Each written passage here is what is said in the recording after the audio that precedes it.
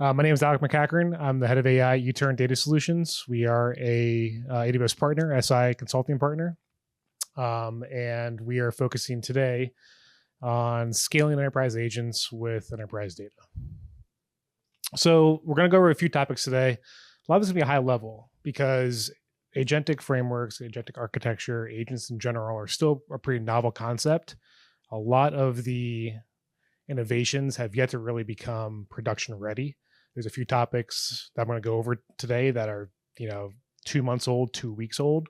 So with that, I want to make sure that we're all level set with, what agents are, because as of a few weeks ago, there was practitioners in a room trying to define what an agent means to them, right? So I think we're still working towards a general definition of what agents are, agentic frameworks can do, so on and so forth.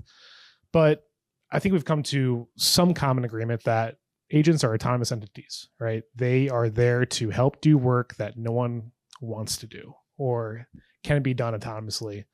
Maybe some people want to do it, but the fact that it can be done, via machines, via LLMs, anything that can be done will be done, right? Through that. We just have to accept that.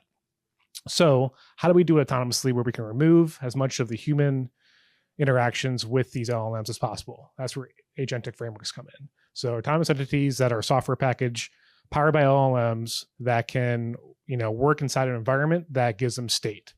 And because inherently every LLM is stateless, right? It's only trained up to a certain point in time. So expose it to data, expose it to tools via function calling, and that will give it a state, right? So let it work its environment, and then have tool sets that they can plug into, right? Exposing it to your data stores, giving it access to applications via API.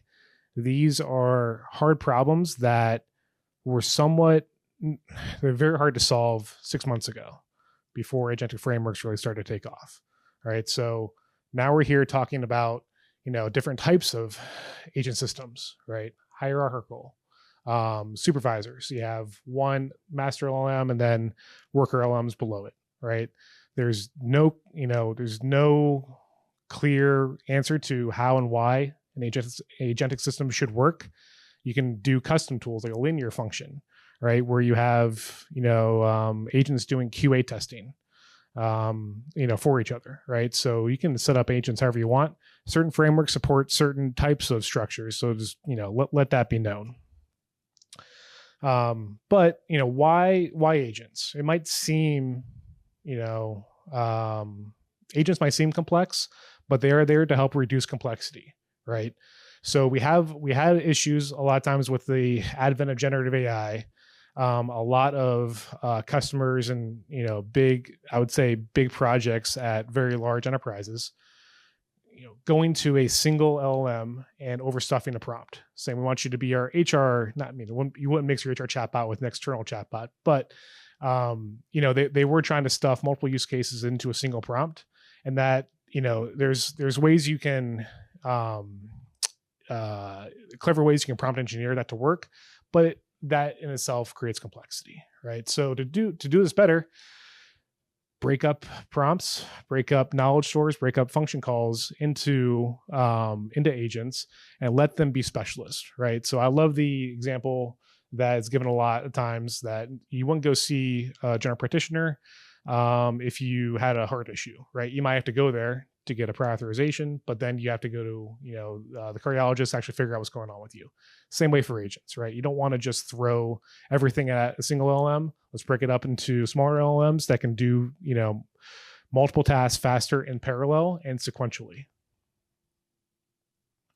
So how do we do that, right? What are some tools that we can start to use that will help us build out these systems and actually get more productivity out of agents? And there's two that I like. There's more, but and don't take this as gospel. It's not supposed to be dogmatic. These are just two of the protocols that I think are going to win out. This is the gospel of Alec. Not to be worshipped in any way. Just take it for what it's worth. MCP, developed by Anthropic, Model Context Protocol. Think of that as a way to really embed function calling and data store access to your models, right? This was a very hard thing to do in previous examples where, we had a hard time getting multiple data sources fed to an LLM. Now you stand up a single MCP server, let that, stand in front of your LLM or your agents, and use that as a single server that can handle all of that traffic. Now A2A is Google's open source protocol for agent to agent. It's different from MCP. There's a lot of blogs out there. If you Google MCP and A2A, you'll get MCP versus A2A. Which one's better, right? That's not how this is going to play out. MCP plus A2A is really the right way to look at it. A2A is a protocol that will allow agents to talk to each other, right? So there's a lot of different avenues to where agentic frameworks will have the ability to allow communication between LLMs that we don't need to see, right? So with hierarchical, with sequential agent structures, you really want to be able to have the LLMs communicate for a lot of different reasons. Let them work, to give them agency, to let them work autonomously, give them the ability to do that. That's the difference, right? So it's going to be MCP plus A2A. All right. So here's a cool diagram of how it used to work, right? We had a lot of issues with previously. You're really multiplying and data integration ingestion, right? Where there's a lot of dependencies on those data sources. It becomes really hard to then make sure that you're pulling the right data sources. Everything's exposed. You're not giving data sources to the wrong LLM. That customers do that. It's painful, right? There's hallucinations. There's PI data gets released there, so on and so forth. So stand up an MCP server and let that take care of it. So you're really just taking 9 total connections down to 6 there. And you can think of what that does at the enterprise level. That's an exponential decrease of dependencies on function calls, on data source integration, so on and so forth, right? Removing bottlenecks with MCP. Removing bottlenecks with A2A, right? Communications where you don't have to have agents go into a data store, collecting data, and then another agent find that metadata or that communication and then pulling that out. Let them communicate together, right? So stand up, your agents. These could be across, this doesn't have to be an open, right? The protocol can work in many different ways, right? We can have different enterprises, organizations stand up A2A and have agents talking to each other, right? So think of the possibilities where you can have an insurance company talking to, your medical provider, whatever it could be, right? We'll get into an example later where it might be a little scary talking about, agent communication and what that looks like. But this example of where MCP sits here that exposes the agents to APIs, enterprise applications, or data sources as well. That probably should be listed in there just to make it very clear. But what we're talking about here is giving tool sets to really expand, how agents can work inside the enterprise. So there will be agent proliferation as enterprises adopt these tools and techniques. So how do we do? People are asking the question. There's no clear answer yet of how do we secure these systems in a scalable fashion, right? Because there's no clear way. I'm giving again, Gospel of Alec, what I think should win out.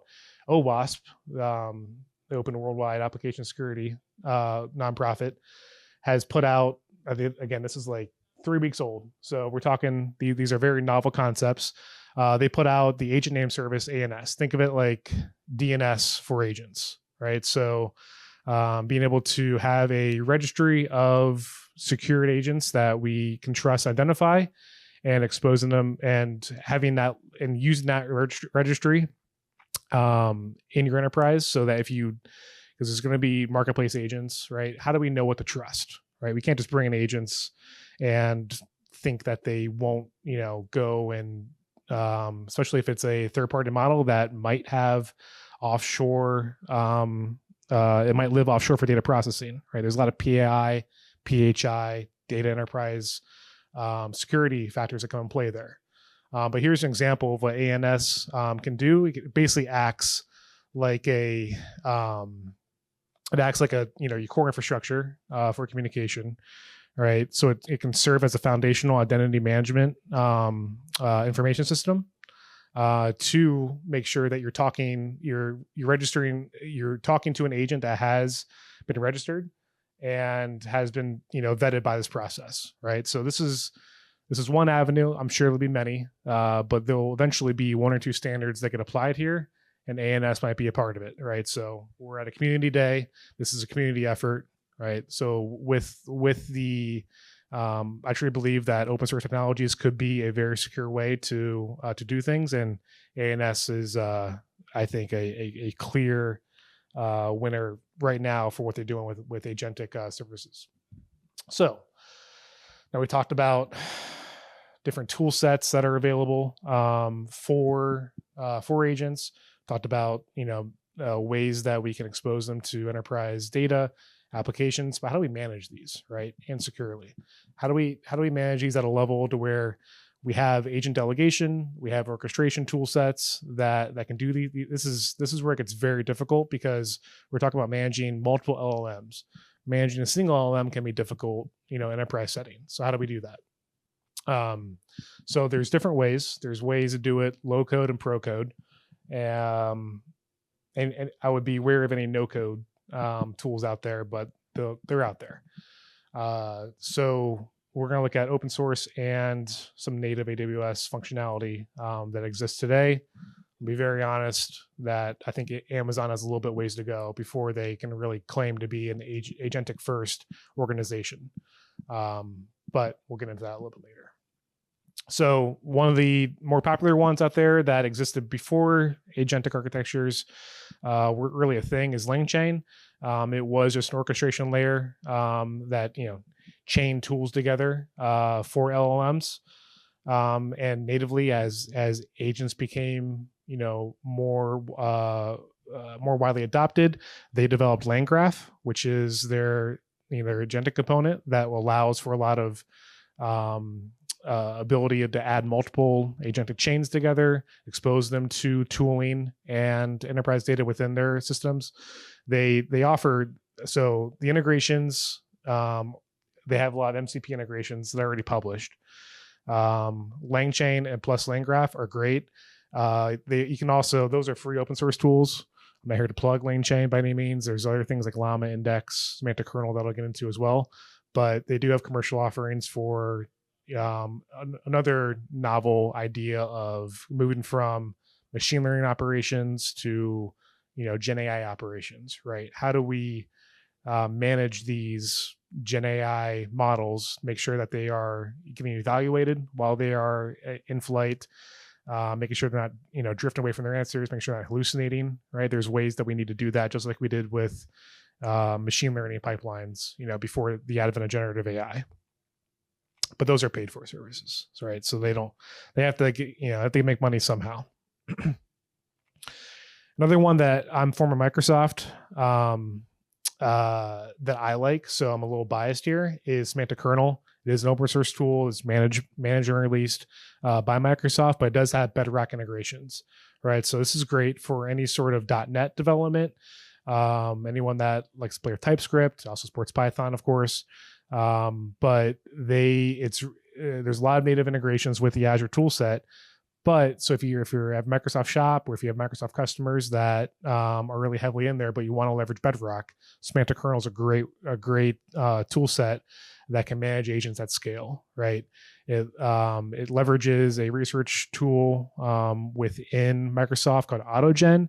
A lot of the newest and kind of latest developments of agentic frameworks are going to come out of that by Microsoft Research, and they're going to be deployed in the Semantic Kernel, right? So I don't think there's going to be like one option that you want to just focus on for agentic framework. So this plus LangChain, or this plus Llama Index, or this plus Bedrock agents, whatever it could be, right, might be the right flavor to go. I would just kind of play around with what you're familiar with, what languages you like to work on, and go from there.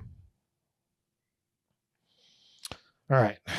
So this is where we have to be honest with ourselves that I think it's taking a long time for Amazon to catch up to the market when it comes to agents. But Bedrock Agents is the first iteration that they have here. They are doing a great job of expanding agents into more of a lower code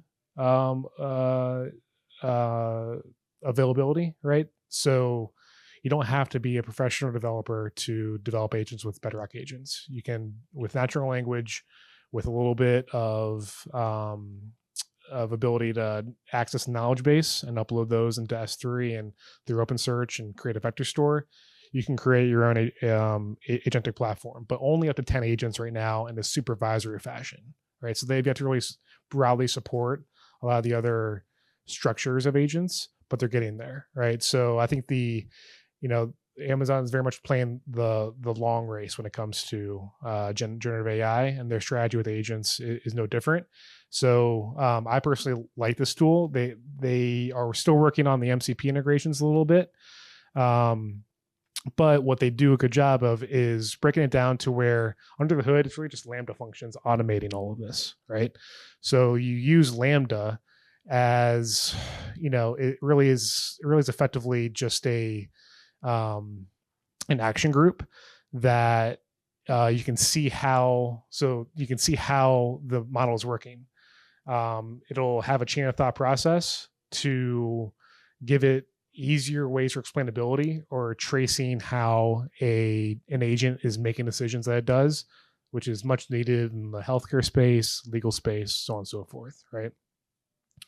But a way to that I think is better, a little bit more of a pro code way to inject MCP capabilities into Bedrock is through their inline agent SDK.